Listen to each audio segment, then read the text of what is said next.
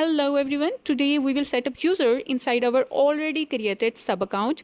This will allow our client to access our GoHighLevel and see his leads and engage with the prospect. So for that, first of all, click on client sub account and then go into the settings section, and here you will click on staff and then click on add an employee button. This will bring up the next section where you will enter all the details of your client. For now, I'm just using a dummy data to show you the whole process. First of all, enter the client's name.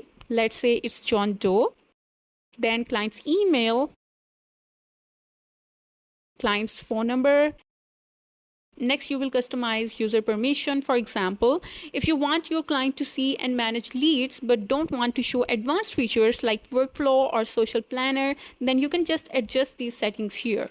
Next, we will click on user option and not an admin option because we don't want our client to access to other admin settings like workflows, planners, and other advanced features. Next, we have voicemail settings that you can use based on client's preference. Otherwise, you can leave it as it is. Then you can play around with availability settings. For example, if your client is available from Monday to Thursday, then you can adjust it here.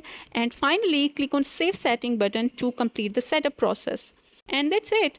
We have created our client's user account with its sub account that we created in our last video.